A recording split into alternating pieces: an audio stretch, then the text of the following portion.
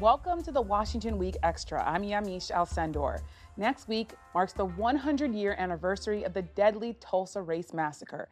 In 1921, a white mob left hundreds of black families dead and others homeless and fighting for survival. The mob also destroyed what was known as Black Wall Street. The event is considered one of the worst incidents of racial violence in this country's history. Joining me tonight to talk about this and the legacy of racial violence and so much else is Trymaine Lee, correspondent for MSNBC and host of the Into America podcast, Sara Sidner, senior national correspondent for CNN, and joining us in studio, Wesley Lowery, correspondent for 60 Minutes Plus, and Ayesha Rascoe, White House correspondent for NPR. Thank you so much, all of you, for being here. Trymaine, you're in Tulsa. You'll be anchoring a special at 10 p.m. on MSNBC. I've already set my DVR and told my whole family to watch. This massacre, though, of course, wiped out so many lives, generational wealth as well. What sticks with you when you think about all that was lost culturally and financially?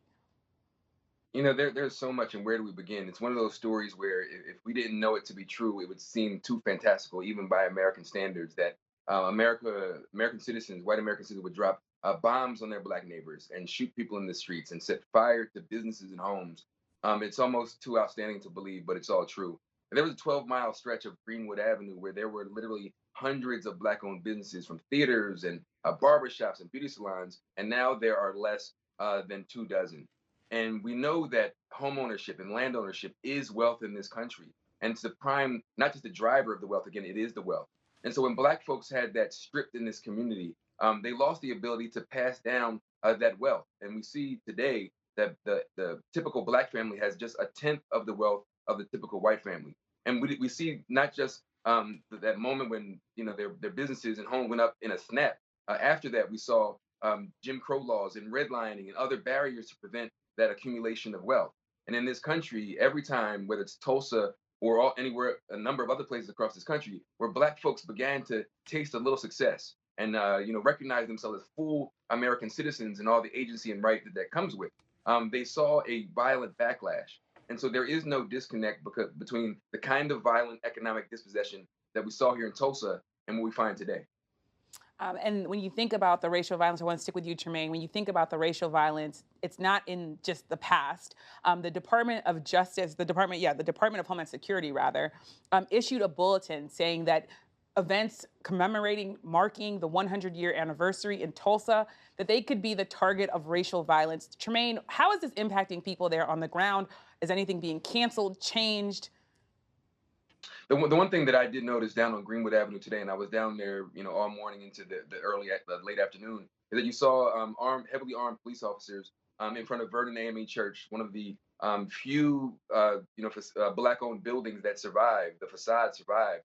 I haven't felt any tension necessarily, but when you really think about the insult to injury, that after such a horrendous stain, shameful stain, violent stain on American history, that now there's another threat that white supremacists might want to take an opportunity to target these same people. But let's not get it twisted for one single second. There are a lot of people in this country today who are proud of what happened.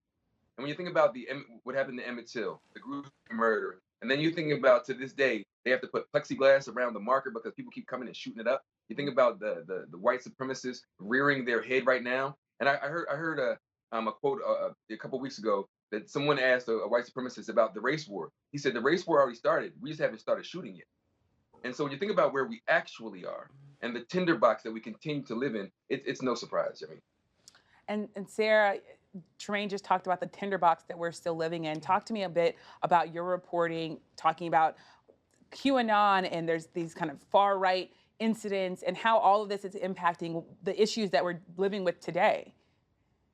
Yeah, I mean, I want to just touch quickly on Tulsa because when I was there, when a police officer shot and killed Terrence Crutcher, we told the story as well of Tulsa. And I felt extremely guilty because I had never heard of Black Wall Street until that day.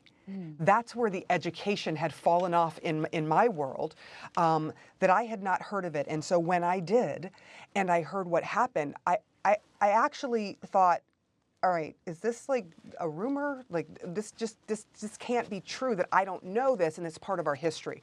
So to Tremaine's point, some of that has been stripped out of the history of this country because it is so uncomfortable. It breaks apart this idea of the American dream. And I think that's where we're having another reckoning, if you will, that if you really examine the country, there are people who are winners and losers, and Black people on so many things have been put in this position where they are unable to win. It's not that everyone is, it's that as a whole, they have been put in a position not to be able to get the American dream. And I think that is hard for people to swallow, white folks particularly, because they want to see this country as a country that many of them, embraces everyone.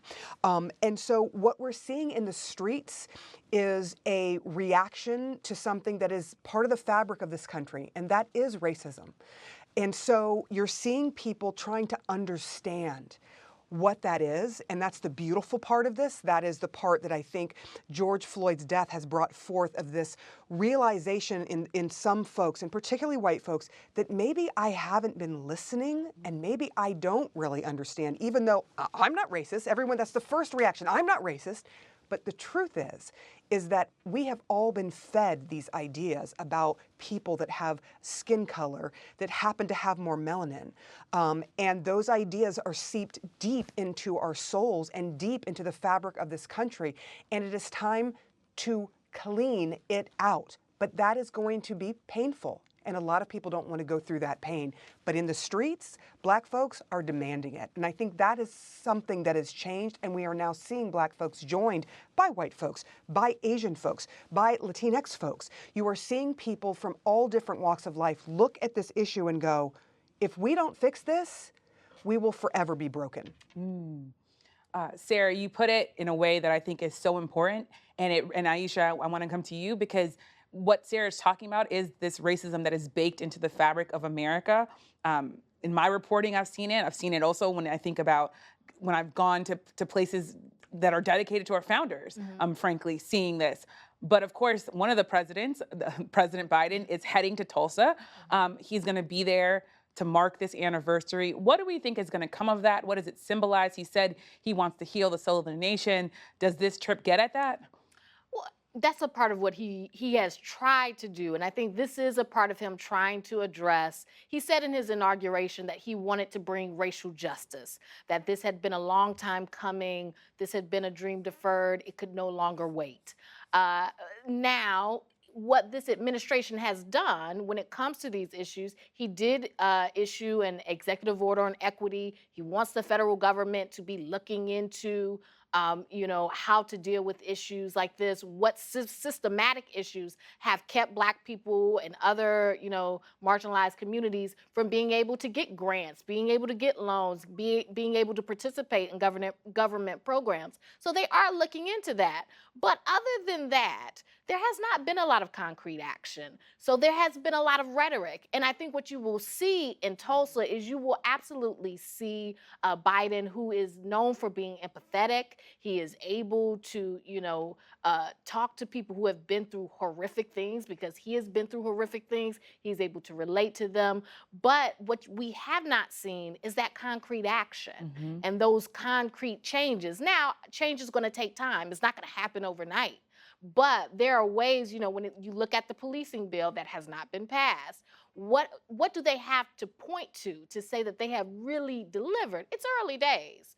But at some point, they are going to have to start saying, what have we actually done to bring about racial justice? They're going to have some answers for that. Oh, I do want to point out the Justice Department is looking into the Minneapolis Police Department, doing a civil rights investigation. So that is something. But they're going to have answers to those questions.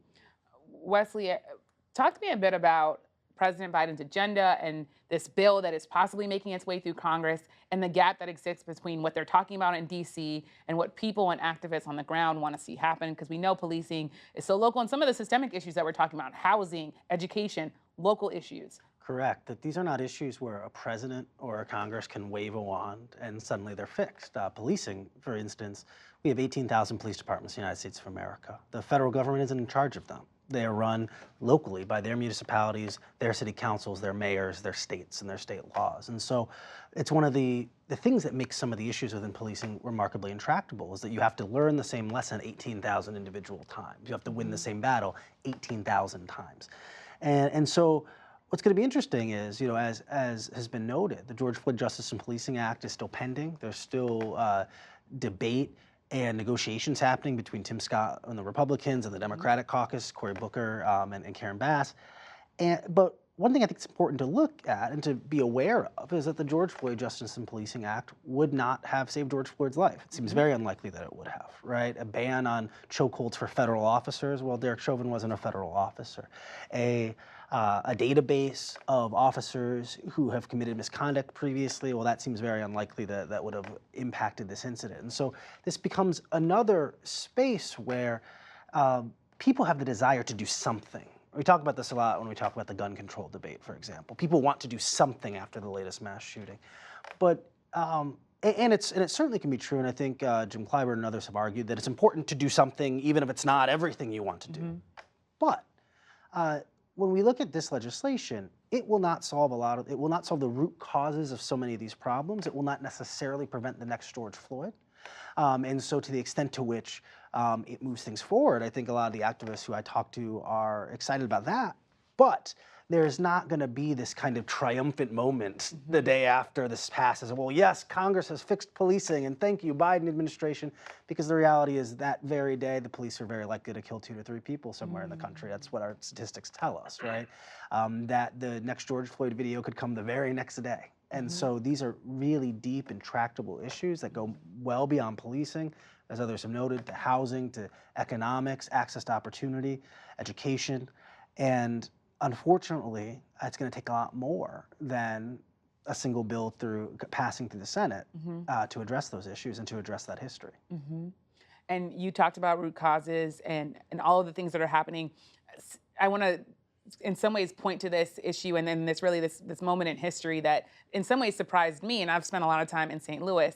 One incident that is overlooked in history was the 1917 East St. Louis race massacre. It was a 3-day spree of violence in Illinois that left dozens of Black people dead. I spoke to Dottie Kennedy, whose grandfather died in the massacre. Here's what he told me.